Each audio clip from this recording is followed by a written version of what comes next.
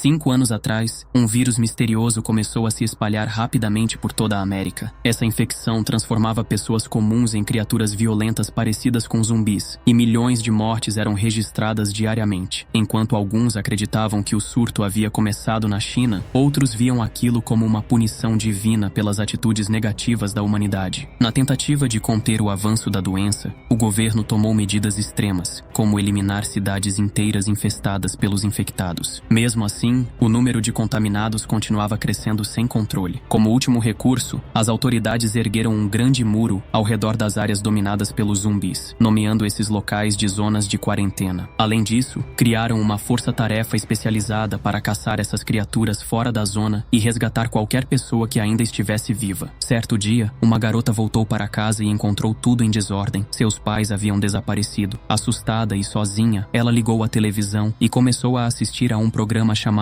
Rail. Alguns dias depois, as forças táticas conseguiram eliminar todos os mortos-vivos que estavam no shopping. Segundo os relatórios, entre elas, 8 agentes da equipe Nossa Divisão e a repórter Erica Hamilton. Pouco depois, o governo enviou reforços para limpar e isolar o local. A imprensa divulgou que cerca de 480 zumbis foram exterminados durante a operação. Esse evento foi considerado uma das maiores catástrofes enfrentadas pela equipe especial até aquele momento. Diante da tragédia, prometeram redobrar os esforços para evitar que algo semelhante voltasse a acontecer. Enquanto isso, na base da divisão, os membros do time se preparavam para a próxima missão. O único sobrevivente do massacre no shopping, Alex, acreditava firmemente que o surgimento do vírus era um castigo divino. Jimmy também apresentou a única mulher da equipe, Rosie Matthews. Enfermeira de formação, ela havia perdido o marido para a infecção. Desde então, decidiu se juntar à força especial com o objetivo de exterminar todos os zumbis. Omar Hernandes era outro integrante com um passado complicado. Cidadão comum antes do caos, acabou preso por saquear uma loja nas proximidades da zona de quarentena. Diante da justiça, teve que escolher entre cumprir 15 anos de prisão ou servir na divisão por 2 anos. Já Trent Parker, veterano de guerra com passagens por países como Afeganistão, Irã e Paquistão, trazia consigo uma bagagem de combate superior à maioria dos colegas. Após conter os agressores, a equipe investigou a propriedade e descobriu que as pessoas na casa não eram infectadas, mas humanos normais. Sarge interrogou um dos sobreviventes, que acabou revelando que escondia seu irmão infectado no sótão, acreditando que ele ainda poderia ser curado. Diante da confissão, a equipe não perdeu tempo. A equipe A retornava para a base, quando recebeu uma mensagem urgente do comando central. Um caminhão de carga havia sido avistado nas proximidades, levantando suspeitas de estar transportando zumbis. Sarge e os demais se deslocaram rapidamente até o local e interceptaram o veículo. Ao questionarem o motorista sobre o que estava carregando, ele alegou que estava apenas fazendo uma entrega de um aparelho de DVD para a cidade. Porém, ao abrirem o container, a verdade veio à tona. Dezenas de zumbis estavam trancados lá dentro e logo começaram a sair, atacando tudo e todos ao redor. O caos se instaurou imediatamente. A equipe lutava para conter o ataque em meio ao tumulto, mas a quantidade de zumbis era esmagadora. Foi então que Sarge utilizou um lança-foguetes, RPG, contra o container, conseguindo conter a maioria dos infectados. Para garantir que nenhum deles sobrevivesse, os soldados foram obrigados a eliminar os zumbis com tiros certeiros na cabeça, um a um. Eles sabiam que não podiam permitir que nenhum zumbi escapasse. Um único erro poderia provocar uma tragédia semelhante à que aconteceu 5 anos antes na antiga zona de quarentena. Muitos dos que sobreviveram àquela época relataram que o vírus se espalhou com uma velocidade assustadora. Em questão de minutos, quase toda a população da cidade havia se transformado. Desde então, o governo ergueu um imenso muro ao redor da área contaminada, proibindo a entrada de qualquer civil. Apenas militares tinham autorização para cruzar os limites da zona, e ninguém sabia ao certo se ainda havia milhares de zumbis lá dentro ou se já tinham sido eliminados. Assim que a equipe retornou à base, a unidade médica percebeu um ferimento suspeito na mão de W. Por precaução, ele foi isolado em uma sala de quarentena por 24 horas, até que se confirmasse se havia sido infectado. Enquanto isso, agentes começaram a interrogar o motorista do caminhão. Durante as investigações, descobriram a existência de um grupo clandestino chamado Projeto Judas. Essa organização estaria realizando experimentos com zumbis dentro da zona de quarentena, tentando estudá-los. Ao saber disso, o governo decidiu enviar a equipe 8 da divisão para investigar mais a fundo o tal projeto. No entanto, Sarge mostrou resistência inteligência à missão. Ele conhecia bem o perigo daquele lugar. Toda a sua família havia morrido ali anos atrás. Quando Jimmy perguntou a Rose sobre o passado do sargento, ela revelou algo surpreendente. Ele não era militar. Antes do surto, Sarge era apenas o gerente de uma loja comum, sem qualquer experiência com armas. Quando o vírus começou a se espalhar e tomar conta da cidade, ele e sua família se esconderam em um pequeno estabelecimento, tentando sobreviver ao apocalipse. Com o passar dos dias, os mantimentos começaram a acabar, e Sarge foi forçado a sair do esconderijo para buscar comida. Quando retornou, encontrou um cenário devastador. Sua esposa e seu filho haviam sido atacados e mordidos por zumbis. Com o coração em pedaços, ele teve que tomar a difícil decisão de pôr fim ao sofrimento deles com suas próprias mãos. Apesar do trauma, Sarge conseguiu escapar da zona de quarentena com vida. Desde então, decidiu se alistar na nossa divisão especial com um único propósito: vingar-se das criaturas que destruíram sua família. Mesmo sendo um homem corajoso e determinado, Sarge ainda carrega os traumas daquele dia, e o simples pensamento de voltar à zona o assombra. Mas quando recebeu ordens diretas para a missão, ele não teve escolha a não ser aceitar. A equipe foi então enviada para o interior da zona de quarentena com a missão de investigar o misterioso Projeto Judas.